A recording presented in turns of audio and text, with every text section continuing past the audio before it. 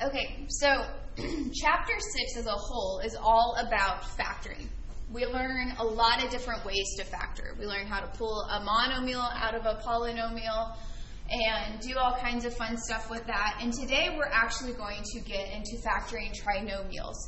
Factoring trinomials is super important because you are progressing into college algebra after this class. And in college algebra, there's a whole chapter on solving quadratics and how do we solve polynomial equations and things like that. And factoring trinomials is one of the main steps that we're going to use in order to actually do that.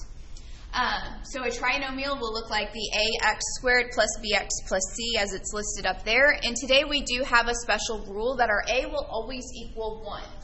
This is what we like to see if we get to choose a trinomial, which we don't always get to choose them or anything like that. But when a is 1, our factoring is a lot easier, which is why we start with this.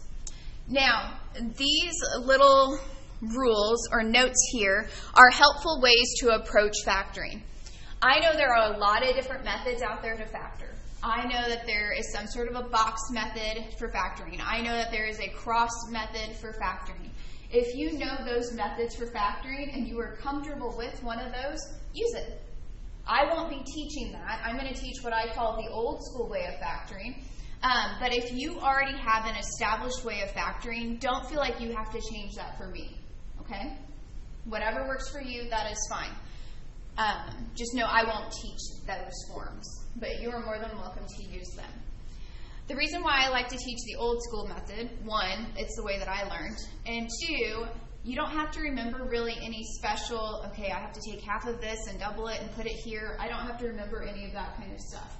The old school way has a lot more trial and error, but it does help you in the long run because you start seeing patterns and you start seeing tricks. And that's what these little notes are. They're little patterns or tricks that you can look for when you are trying to factor these trinomials.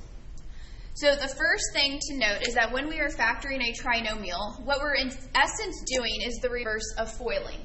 So earlier in chapter 6, we factored out monomials and we pulled out basically what did every term have in common, and I told you that was the reverse of your distribution property. And you can check to make sure that you pulled out the right stuff by redistributing what you pulled out and making sure you get back to the top.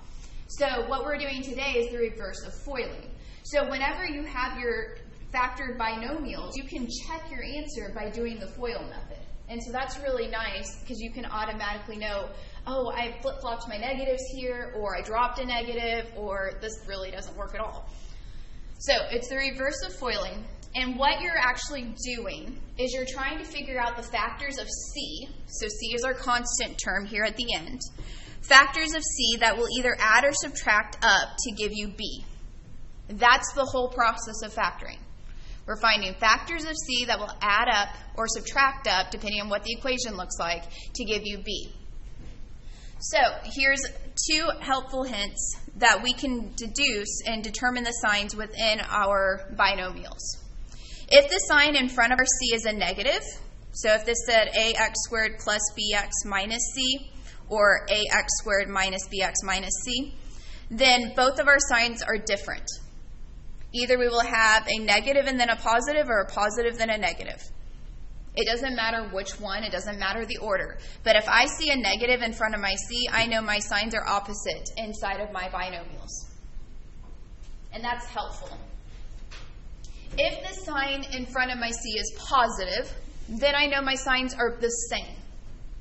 They're either going to both be positive or both be negative, and I look at the sign that's attached to my B. Whatever that is going to be what the signs are inside of my factored binomials. So then all I have to do is play around with the numbers.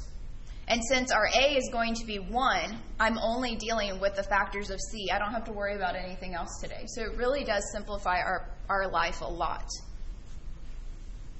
Now, some of these may seem a little confusing until we see them played out, but are there any questions or do we want any clarifications before we try one? I'm going to start with the easy ones. All right. Note that for today, we are just simply factoring. We are not solving. We are not setting these things equal to 0. We're not going to figure out what x is. We are just factoring. So as soon as we get it into a binomial times a binomial, we are good to go. I'm actually going to take this off and slide this up to the top. So we have x squared plus 7x plus 12. This is our trinomial. And just because it's the first one, this is what we're looking for. We're looking for factors of 12 that add together to give us 7.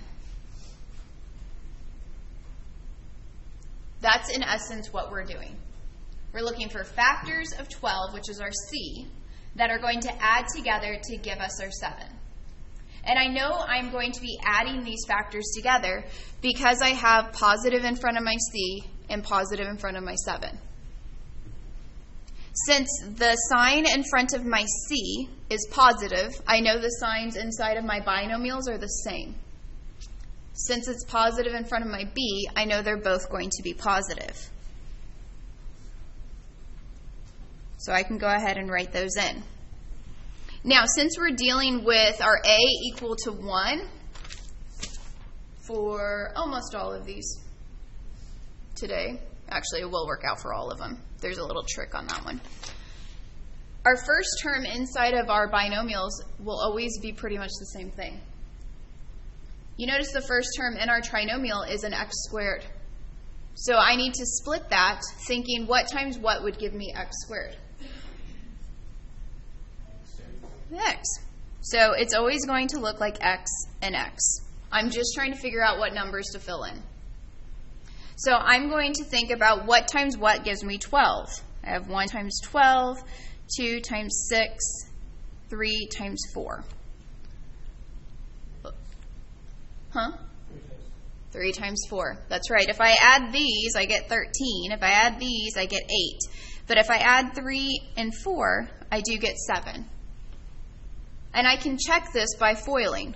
First, outer, inner, and last, and I do get right back up to the top. But this is the process that you're going to work through every single time. We're going to say, okay, what factors of whatever our C is will add or subtract up to give us our B. Are there any questions on this one? Remember, if you have questions along the way, just shout them. All right. For this next one, this will be the last one that I write the little, like, what we're actually doing over here. We're looking for factors of 6 that this time, because there's a minus in front of our 6, that subtract to give us 1.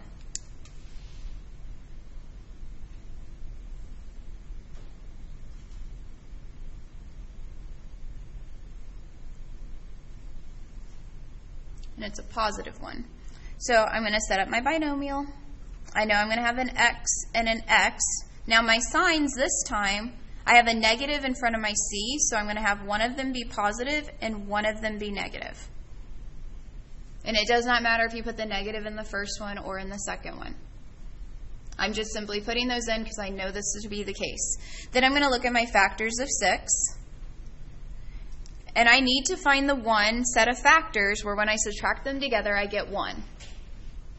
6 and 1 won't do it, but 2 and 3 will. Now the question becomes, where do I put them? Because the signs are different, so the signs do matter. Where I put my 2 and 3 is important. So I look at the sign on my B. It's positive. So that means when I do my subtraction, I need to have more positives than negatives. So I'm going to put the 3 with the positive, and I'm going to put the 2 with the negative. Because if I do my FOIL and I do my outer, I would have a negative 2x, and then I would do my inner to give a positive 3x, resulting in a positive 1x. I always strongly recommend checking with foiling, because if you would have flip-flopped these, you would have ended up with a negative 1 instead of a positive 1 in the middle. And foiling will help you to double-check that.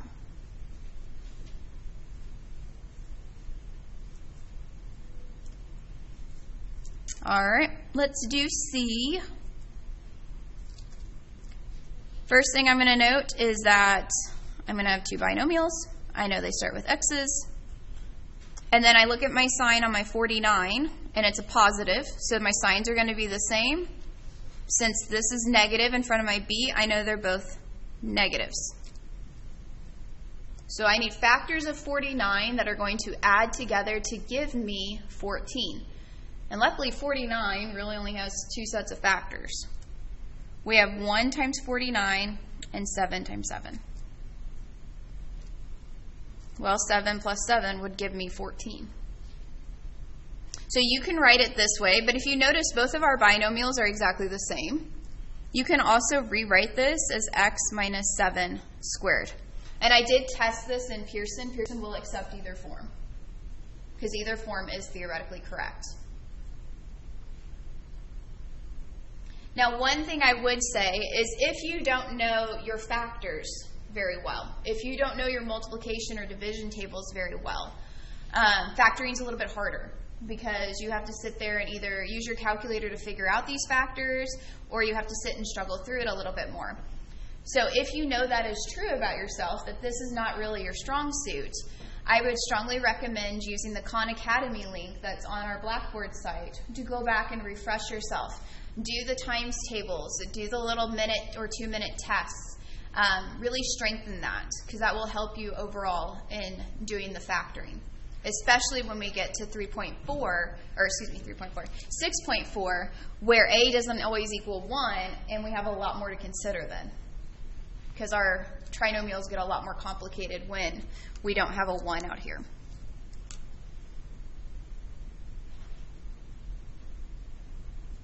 All right, let's look at D. We got x squared minus 10x minus 56. Just automatically setting up my binomials with an x and an x. This is a minus in front of my c, so I will have a plus and a minus. So since I have a plus and a minus, I will have to have factors of 56 that subtract together to give me a negative 10. So 1 times 56 is a factor.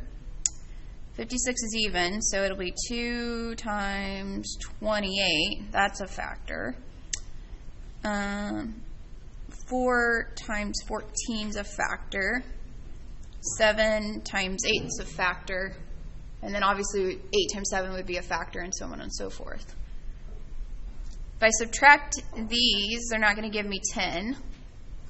But if I subtract 4 and 14, those will give me a 10.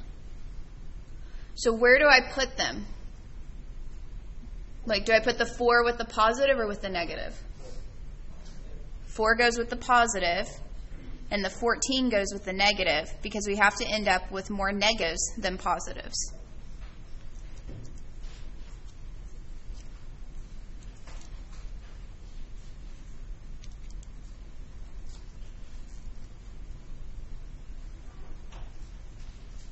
Okay. Last one until I flip over and have to write down the other ones.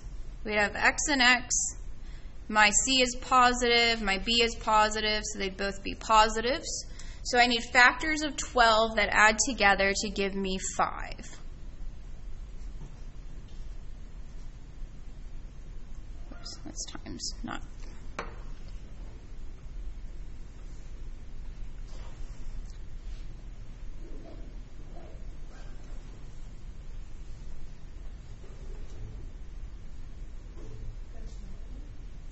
You're right, there's not 1.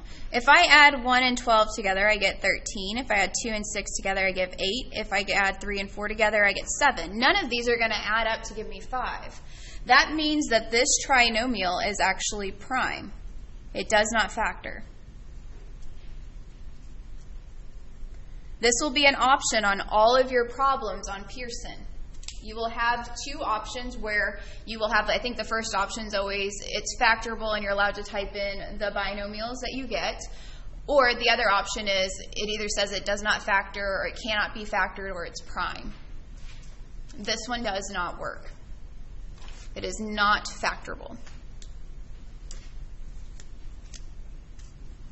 Are there any questions on A through E before we do a little bit of a combination of this section with 6.2?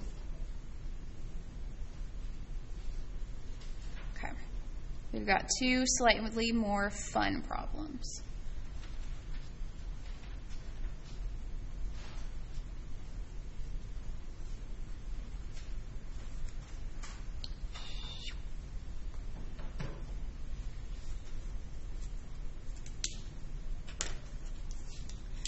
Now, some of you who actually pay attention to what each section is titled might have your feathers all ruffled right now, because this section is factoring trinomials where a equals 1. What is a in F? 2. That's not 1. But I said we were going to combine this one with another section. So we learned how to pull out monomials from our polynomials by looking at all of our terms and deducing, do our terms all share something in common? Because if they do, we can pull that out before we ever do anything else. So does 2q squared plus 6q minus 80 have anything in common? They have a 2. And if we pull out that 2, we're left with q squared plus 3q minus 40. This trinomial has an a of 1. So we can treat it the exact same way we've done a through e already. We just have this 2 outside here. So don't immediately throw the baby out with the bathwater and think, well, this one doesn't follow the rules we've been doing. It really will, because it's going to have something that you can pull all the way out. So now I'm looking at this inner trinomial and thinking, okay, I need to factor it. It's got a q squared, so I'm going to have a q and a q. And my sign in front of my c is negative. So I'm going to have a positive and a negative. So I'm going to be thinking of factors of 40. That's 1 times 40, 2 times 20, 4 times 10, 5 times 8. I think that's all of them. And I need factors of 40 that, when subtracted, are going to give me a positive 3q. Well, 1 and 40 is not going to do it. 2 and 20 won't do it. 4 and 10 would give me 6. But 5 and 8 would give me 3 if I subtract them. And my 3 is positive, so I need more positives than negatives. So I will have a plus 8 and a minus 5. And even by having pulled out that common monomial, I can still check my work by doing my FOIL. Because I could FOIL my binomials together, which would take me up to this, and then I could distribute my 2 and get all the way back up here.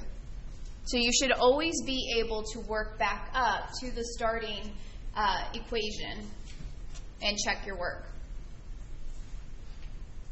Are there any questions on this one, on what we did? How we did it? Okay, one more. Let's look at G.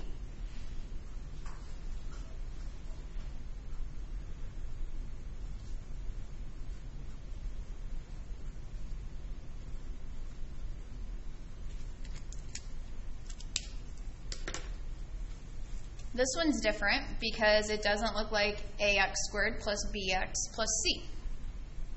We have an x to the 4th minus 4x to the 3rd minus 21x squared. But I told you all of our problems are going to play by the same rules. But I told you these last two, we might have to look for something we can pull out of every term before we do our factoring. We can pull an x squared. And if we pull out an x squared, we're going to be left with an x squared minus 4x minus 21. Now we have a trinomial that looks just like all the rest of them that we played with. So I want you to tell me what it factors into, since this is our last one.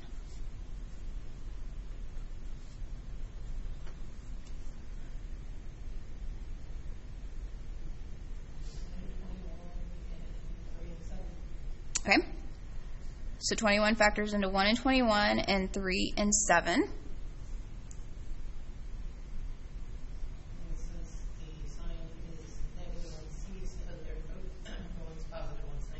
Okay, great. One's positive, one's negative. And it's going to use the 3 and 7, and you are correct. We need to have more negatives than positives, so I will have the plus 3 and the minus 7. And again, I can always check by foiling this, which should take me back up to here, distributing my x squared to get me back up to here. We're not solving. We're not figuring out what x equals. We're just completely factoring these as far down as we possibly can.